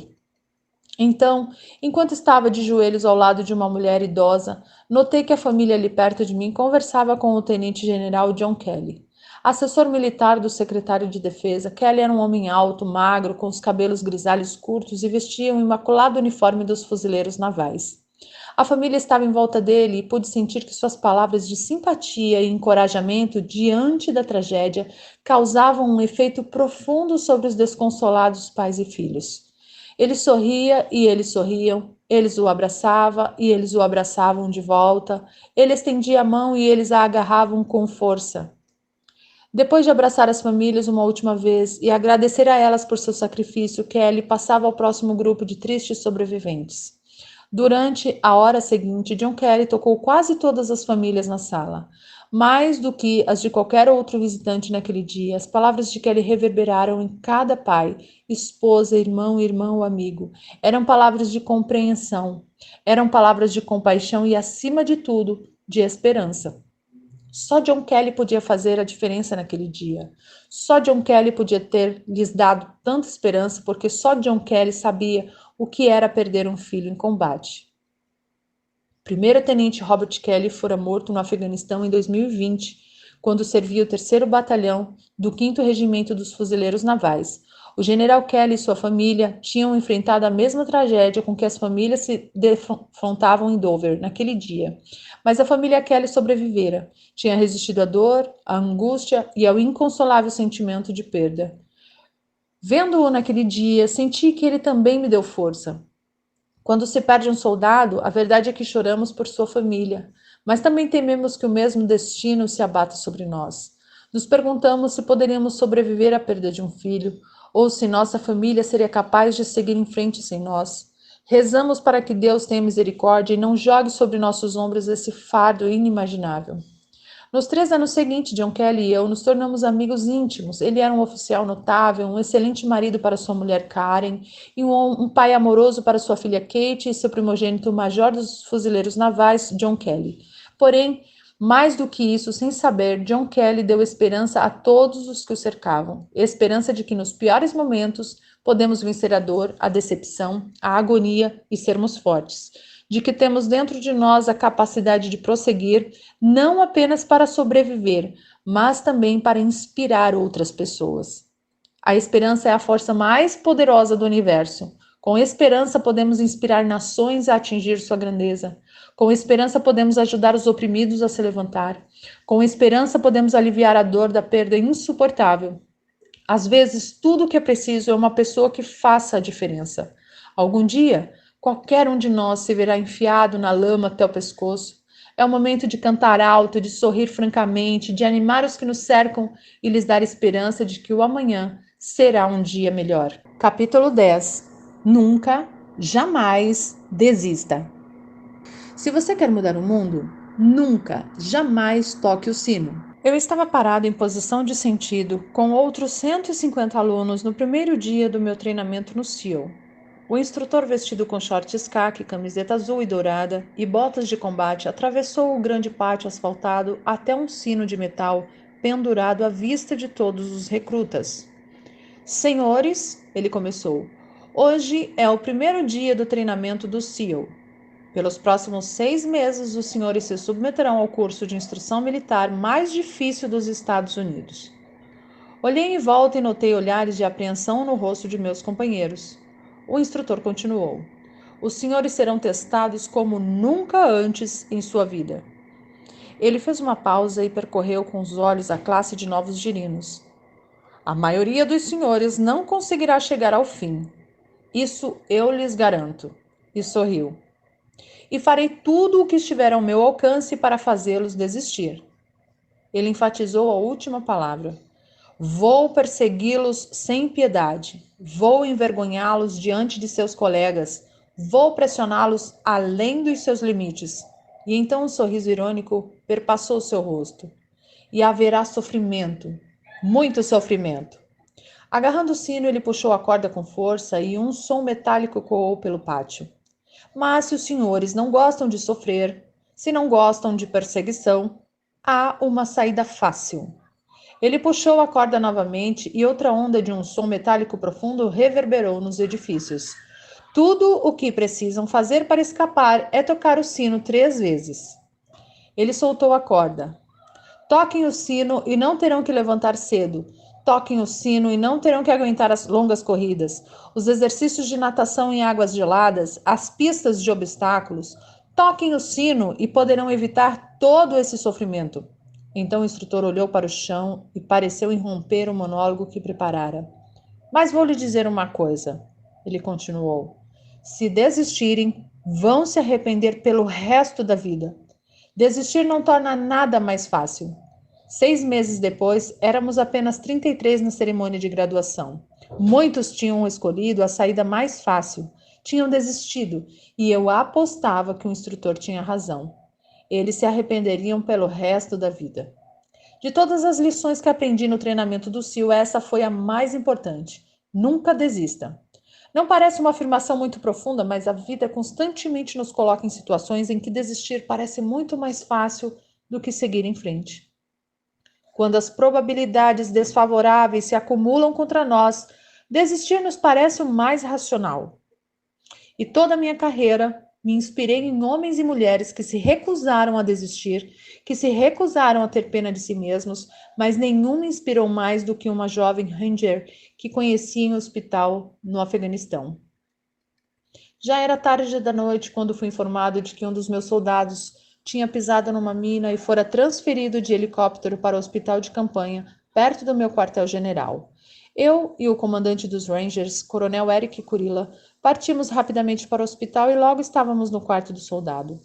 Ele estava deitado numa cama hospitalar, com tubos presos à boca e ao peito, queimaduras da explosão marcavam seus braços e seu rosto. O cobertor que lhes cobria o corpo estava plano onde deveriam estar suas pernas. Sua vida tinha mudado para sempre. Eu já tinha feito incontáveis visitas ao hospital de campanha no Afeganistão.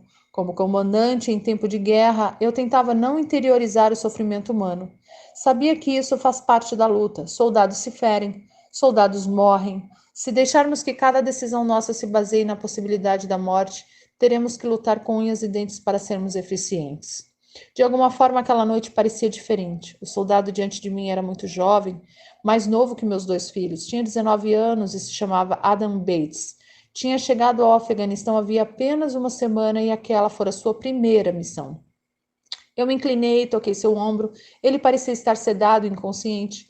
Refleti por um instante, fiz uma prece e já me preparava para sair quando uma enfermeira entrou para ver meu soldado. Ela sorriu, testou seus sinais vitais e me perguntou se eu tinha alguma pergunta sobre seu estado.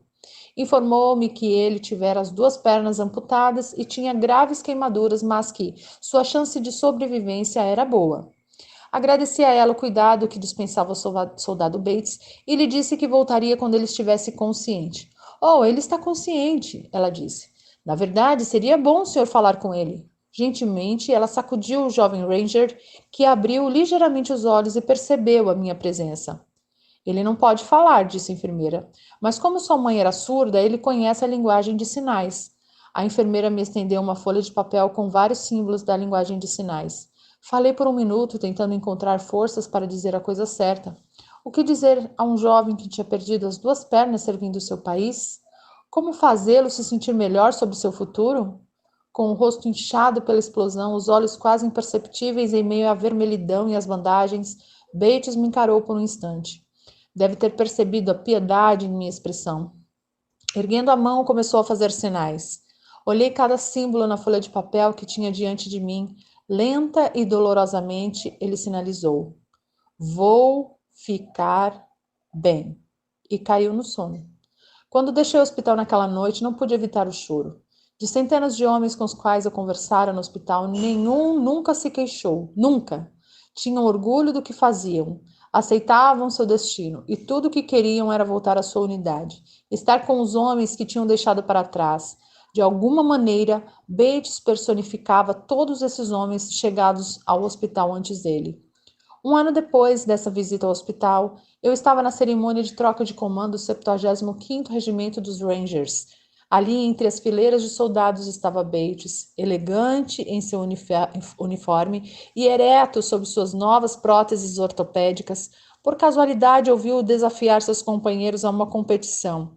Apesar de tudo, porque passara as várias cirurgias, a dolorosa reabilitação, a necessidade de se adaptar a uma nova vida, ele jamais desistira. Estava ali rindo, brincando e, como me prometera, estava bem.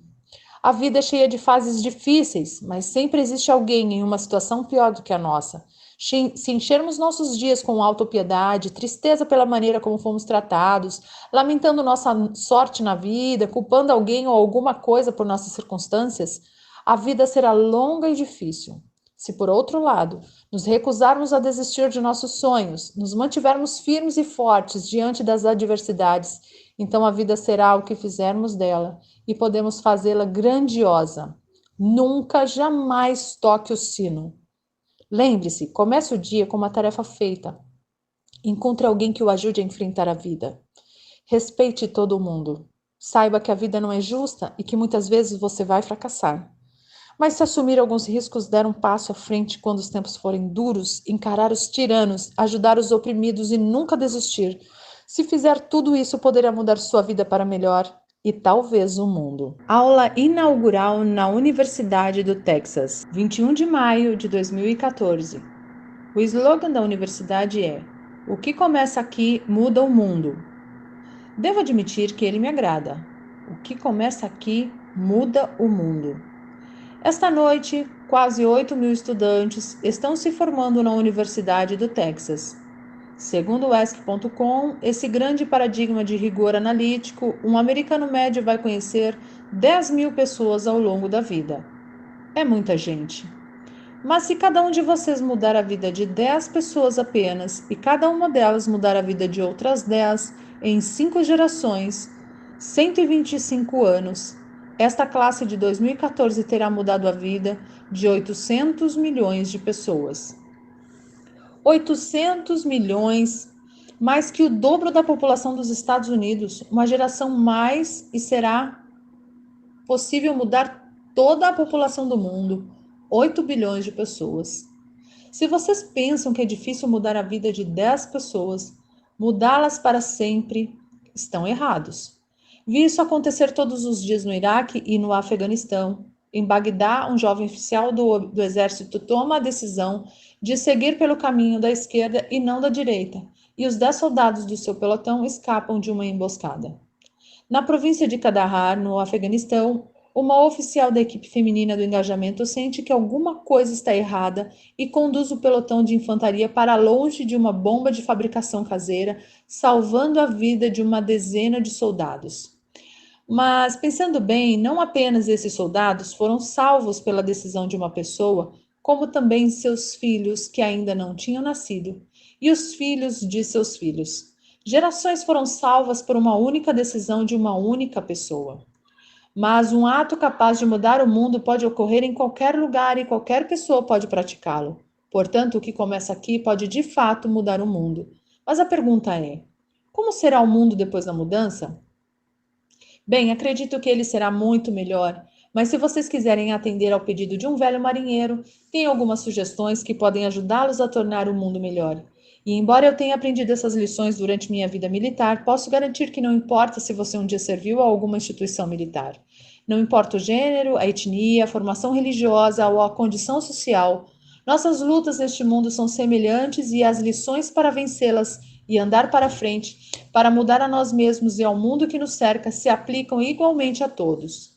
Servi como CEO da Marinha dos Estados Unidos por 36 anos, mas tudo começou quando saí da Universidade do Texas para o treinamento básico do SEAL em Coronado, na Califórnia.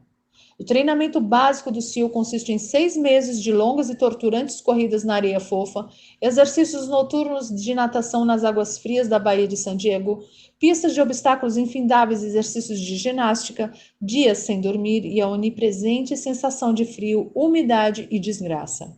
Foram 6 meses de constantes perseguições de guerreiros profissionalmente treinados que tentavam descobrir os fracos de corpo e mente e eliminá-los antes que se tornassem um SEAL da Marinha. Mas o treinamento também visava descobrir alunos capazes de lidar num ambiente de constante estresse, caos, fracasso e adversidade. Para mim, o treinamento básico do SEAL foi um período de desafios condensados em 6 meses. Portanto, eis as 10 lições que aprendi no treinamento básico do SEAL e que espero que sejam valiosas para vocês na sua vida futura. Todas as manhãs, meus instrutores, que naquela época eram todos veteranos do Vietnã, apareciam no nosso alojamento e a primeira coisa que faziam era inspecionar nossas camas. Verificar se tínhamos arrumado a cama corretamente, com os lençóis bem esticados nos cantos, o travesseiro centralizado logo abaixo da cabeceira e o cobertor perfeitamente dobrado aos pés da cama. Era uma tarefa simples, corriqueira até, mas todas as manhãs exigia-se que arrumássemos a cama com perfeição. Na época, isso me parecia um tanto ridículo, ainda mais para jovens que aspiravam a tornar-se verdadeiros guerreiros, seals fortalecidos em batalha. Mas ao longo dos anos, a sabedoria desse simples ato acabou se revelando para mim. Se você arrumar a cama todas as manhãs, terá realizado a primeira tarefa do dia. Isso lhe dará um sentimento de orgulho, mesmo que pequeno, e irá encorajá-lo a assumir outra tarefa e mais outra. No fim do dia, essa primeira tarefa realizada terá se transformado em muitas outras tarefas realizadas. Além disso, arrumar a cama reforça a ideia de que as pequenas coisas da vida são importantes. Se alguém não consegue realizar as pequenas coisas, nunca fará direito às coisas grandes. E se por acaso você tiver um dia infeliz, voltará para casa e encontrará a cama arrumada que você arrumou, e ela lhe dará um incentivo de que o amanhã será melhor. Se você quer mudar o mundo, comece arrumando sua cama. Durante o treinamento do SEAL, os alunos se dividiam em equipes de remo. Cada tripulação é composta de 7 alunos, 3 de cada lado de um pequeno bote de borracha e um timoneiro. Todos os dias, cada tripulação se alinhava na praia e era instruída a ultrapassar a arrebentação e remar vários quilômetros ao longo da costa. No inverno, as ondas em San Diego podem chegar a 3 metros de altura, o que tornava muito difícil atravessar a arrebentação remando, a menos que todos se empenhassem com todas as forças. Cada remada precisava estar sincronizada com a contagem do timoneiro. Todos deviam exercer a mesma força ou o bote emborcaria e seria arremessado bruscamente de volta à praia. E para que o bote chegasse ao seu destino, todos deviam remar. Você não pode mudar o mundo sozinho. Vai precisar de ajuda e para chegar ao destino precisará de amigos, de colegas, da boa vontade de estranhos e de um bom timoneiro para guiá-los. Se você quer mudar o mundo, encontre alguém que o ajude a remar. Depois de algumas semanas de treinamento, minha classe, que começara com 150 homens, estava reduzida a apenas 42. Eram 6 equipes de 7 homens em cada bote. Eu estava no bote que levava os alunos mais altos, mas a melhor tripulação era a dos baixinhos, a tripulação dos gnomos, como a chamávamos. Nenhum dos tripulantes tinha mais de 1,65 m. Essa equipe era formada por um indo-americano, um afro-americano, um polaco-americano, um greco-americano, um ítalo-americano e 2 garotos do meio oeste. Eles corriam, remavam e nadavam mais rápido do que todos os outros.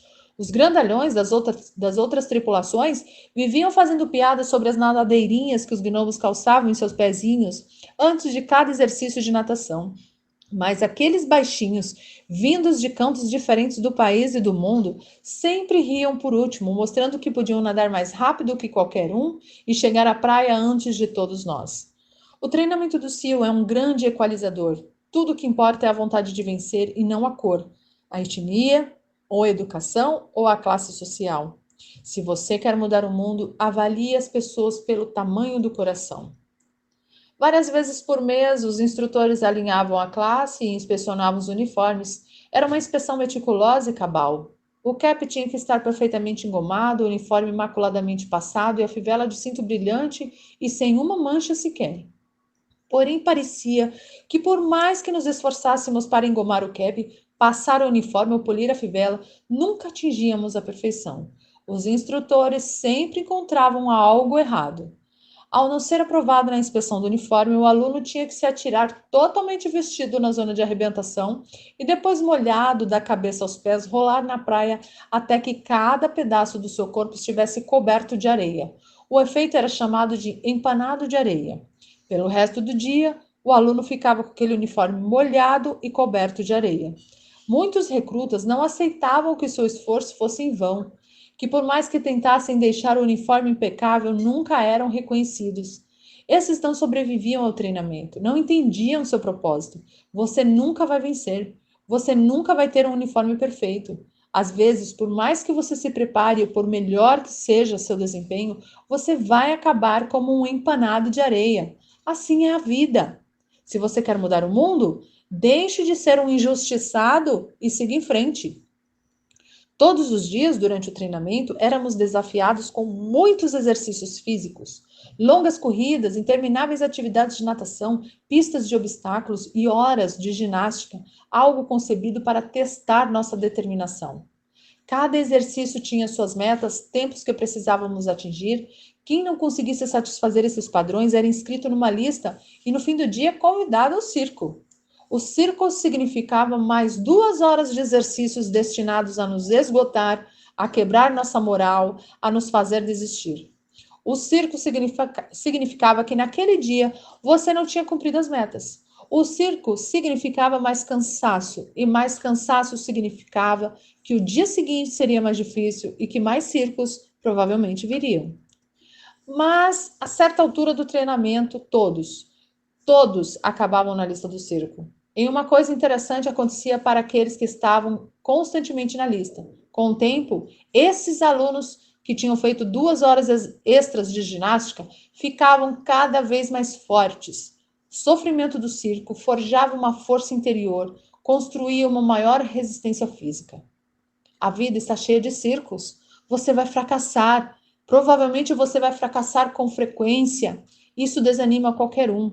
Às vezes isso vai testá-lo na essência do seu ser.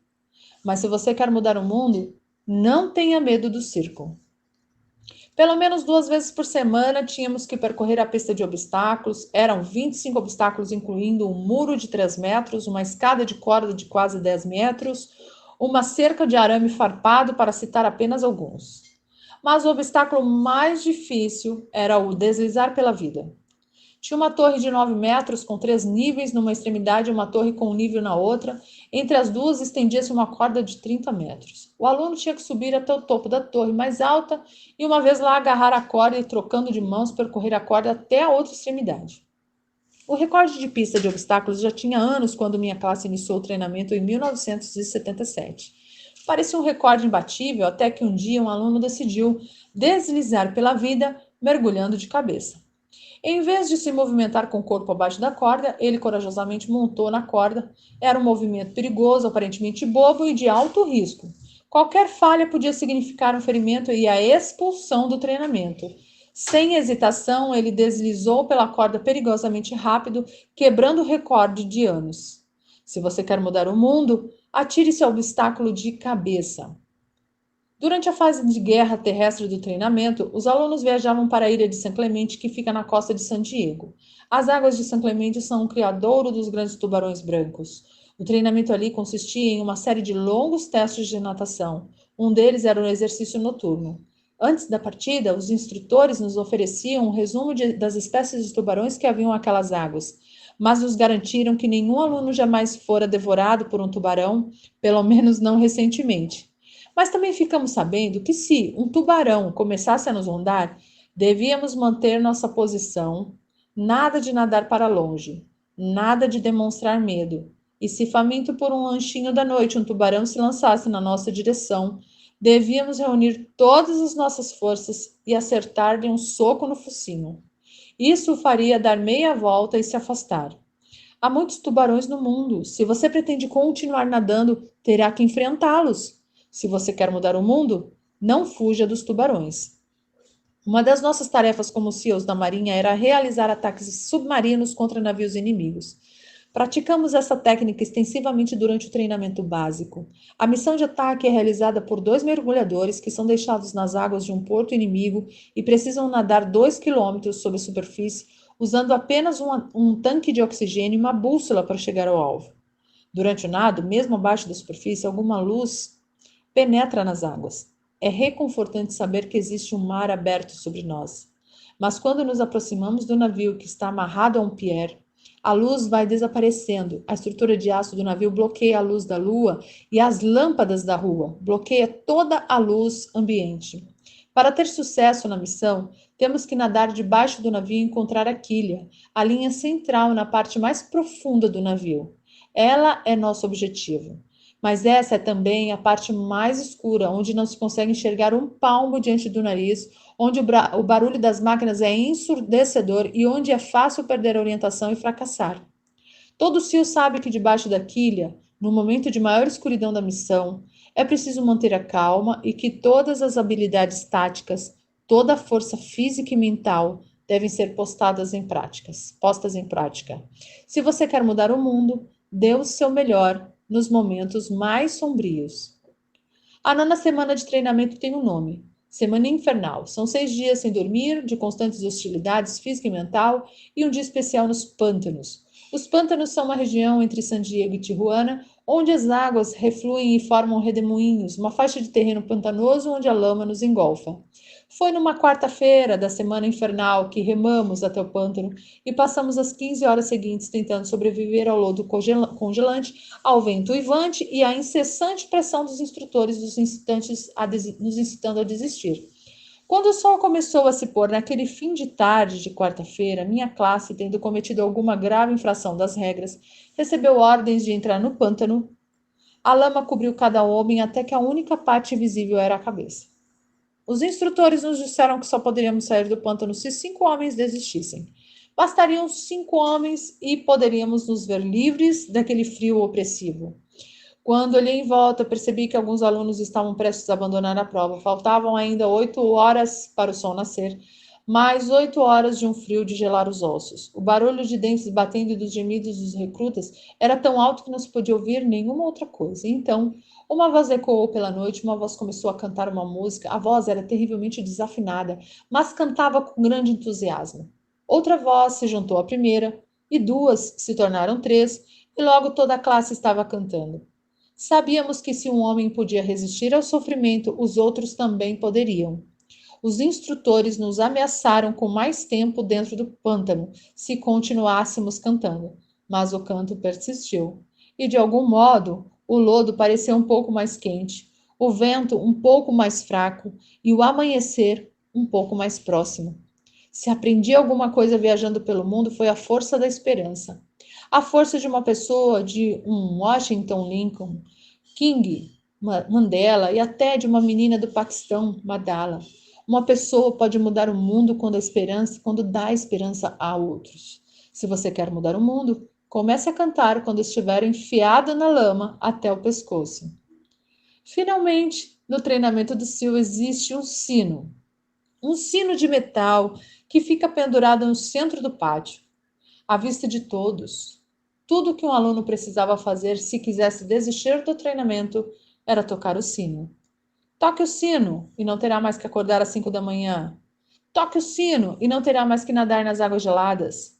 Toque o sino e não terá mais que enfrentar as longas corridas, a pista de obstáculos, os exercícios físicos e não terá mais que suportar o sofrimento do treinamento. Basta tocar o sino. Se você quer mudar o mundo, nunca, jamais toque o sino. Aos graduados de 2014, devo dizer que vocês estão a um passo de se formar. A um passo de iniciar sua jornada pela vida. A um passo de começar a mudar o mundo para melhor. Não será fácil. Comecem cada dia com uma tarefa concluída. Encontrem alguém que os ajude a atravessar a vida. Respeitem todas as pessoas. Saibam que a vida não é justa e que às vezes o fracasso é inevitável.